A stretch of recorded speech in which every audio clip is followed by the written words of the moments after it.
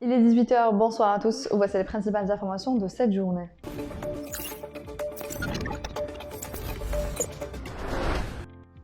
Le président ukrainien Volodymyr Zelensky a annoncé avoir porté plainte contre la Russie auprès de la Cour internationale de justice, appelant à ce que celle-ci soit tenue pour responsable de son agression contre son pays.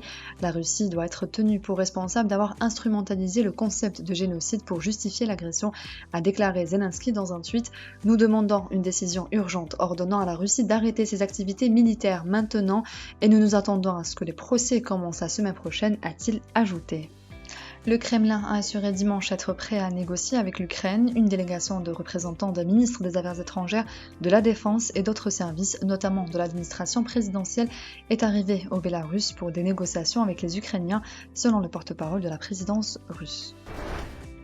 Sonatrach demeurera un fournisseur fiable de gaz pour le marché européen et disposé à soutenir ses partenaires européens en cas de situation difficile.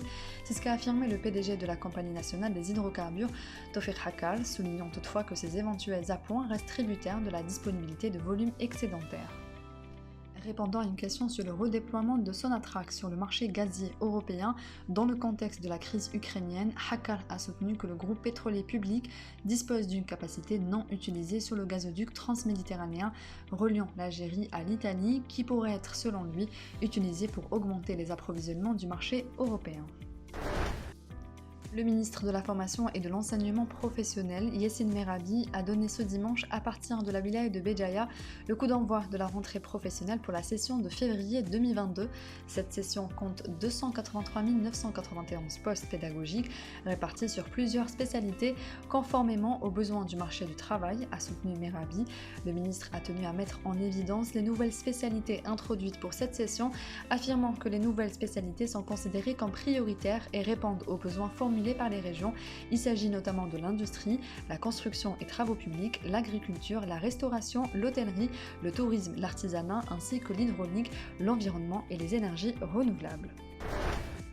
Des chutes de neige affecteront les reliefs du centre et de l'est du pays, atteignant ou dépassant 900 mètres d'altitude à partir de demain matin, indique un bulletin météorologique spécial.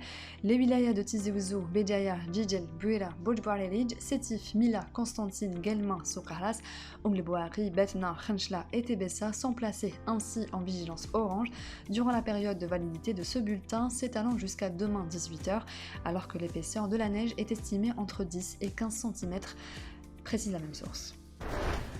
Le sélectionneur de l'équipe nationale, Djamel Belmadi, a estimé ce dimanche que les deux rencontres face au Cameroun pour le compte des barrages de la Coupe du Monde 2022 au Qatar sont les plus importantes dans la carrière d'un entraîneur et même de certains joueurs.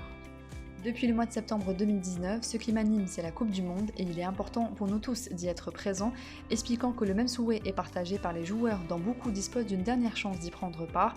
Mais pour atteindre cela, a-t-il averti, il va falloir faire un très grand match, voire un match exceptionnel.